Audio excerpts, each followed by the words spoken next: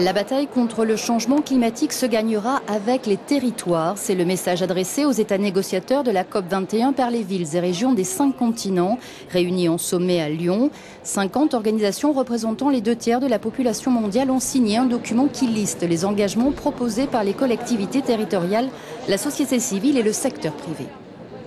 Nous disons aux États, sans l'action de vos territoires, vous ne tiendrez pas vos engagements. C'est bien dans les territoires que va se gagner ou se perdre la bataille sur le changement climatique. Donc nous disons à ce moment-là, nous sommes prêts à faire le travail. Prenez des engagements, nous ferons le travail. Mais nous disons aussi, nous avons besoin d'un certain nombre d'outils, notamment de financement complémentaire pour les territoires du Sud. Donc c'est un sommet qui prend des engagements et qui délivre des messages. Parmi les participants au sommet, le responsable de l'environnement de l'État de Californie qui entend réduire ses émissions de gaz à effet de serre de 40% d'ici à 2030. Un engagement basé sur les bons résultats économiques de sa lutte contre le changement climatique.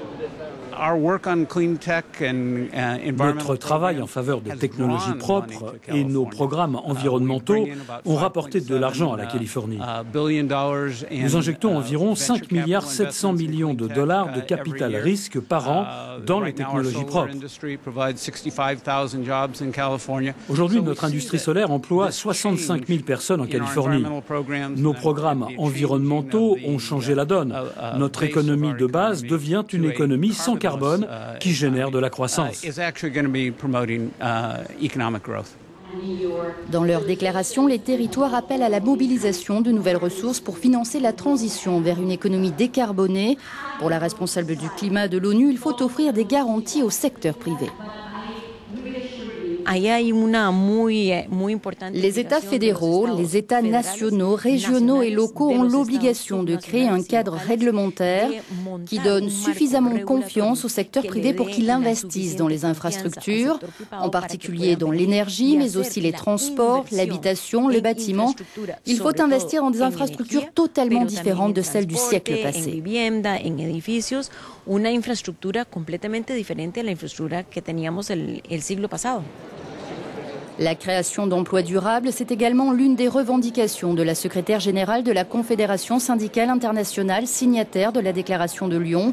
Mamadou Sissoko, lui, a signé le document au nom des agriculteurs de l'Afrique de l'Ouest et veut en finir avec les mesurettes. Pour nous, syndicats, une chose est sûre, il n'y a pas d'emploi sur une planète morte. Et cela va au-delà du simple slogan, car nous avons déjà perdu des emplois. Ce que l'on veut, ce sont les emplois verts et pérennes. Il faut rendre nos emplois plus écologiques. Il faut investir pour transformer nos industries et décarboner le monde. Une société zéro carbone n'est pas une option, mais un impératif si nous voulons sauver la planète. S'adapter, c'est de remettre en cause une certaine manière de voir la vie. Et ça a toujours été le problème des riches. Remettre en cause des attitudes et des comportements. C'est ça l'adaptation. Donc on préfère l'atténuation et limiter un peu les dégâts que de s'adapter. Et là, il n'y a pas d'avenir sans l'adaptation parce que les ressources sont en train de finir et on ne peut pas les créer.